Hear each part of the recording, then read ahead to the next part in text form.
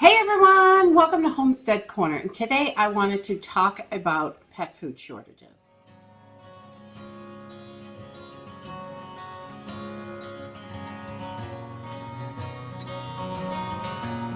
I know we have talked about pet food shortages in the past and in the last few months probably, but they are getting worse and worse. I walked into the store last night and we saw this in the wet cat food section.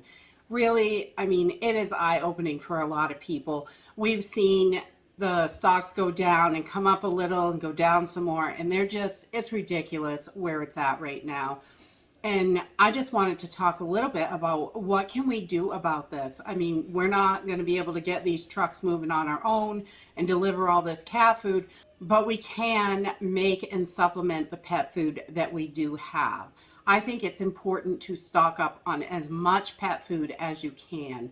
And to go as long as you can, we keep quite a few months worth of dog food in the pantry to make sure we have plenty of dog food. And we also try to stretch that out and supplement it with dog food that we make on top of that. And in the event that there is no dog food at the store and we run out of dry kibble, our dogs are already used to eating homemade food. And I think that's important and a key thing in the current situation, because I don't think this is going to go away overnight. This is going to last quite a long time. And we need to really be prepared and think about how we're going to handle this. Now, for myself, we go by what our dogs like. Cook down chicken. When I find chicken on sale for 99 cents, pork, turkey, whatever it is that I can get really inexpensive, that is what the dogs are going to eat. And we try to mix it up, buy extra, put it in the freezer, can it, whatever we can do. Even if you just can plain chicken, if you've got plain chicken, then most cats and dogs love chicken. They love turkey, beef, pork, whatever you can get cheap. And so we do that. And then my dogs also love dried cranberries, dried blueberries, sweet potatoes, carrots, peas, green beans. They like cucumbers, apples. There's tons of stuff that they are able to eat. Obviously, you don't want to give them anything that's toxic to them, like mushrooms, onions, garlic, things like that. There are tons and tons. If you just Google toxic foods for cats or dogs or whatever pet you have, you'll be able to get a comprehensive list of stuff that is not good for your animal. And then, stay away from those. And you can just build a meal. We put together, we mix it up every time, whatever we have on hand. One week, we might make chicken with sweet potatoes, carrots, peas. I always throw parsley in, things like that. Parsley is really good for their digestive system, so I like to add that. And, whatever we have.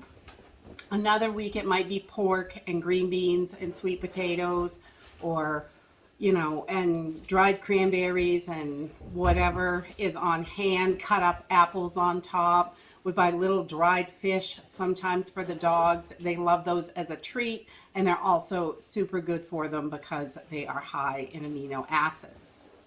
So I have also found, while searching around online, and I am a big book lover, there are quite a few recipe books out there for cat and dog food if you want to make it on your own and you want to make sure that there's plenty of ingredients so they're getting all that nutrients. And we just try to mix it up as wide a variety as we can. And I've followed a couple of dog food recipes, but we don't always do that. Sometimes it's just, this is what we have. And the dogs do really well on it. They love it. And I do give them a little bit of kibble, dried kibble with it, and kind of mix it together, because I know it's got all the nutrition in it, they need it. Unfortunately, most dry kibble that is really great in nutrition is really expensive. So being able to supplement with homemade food is great.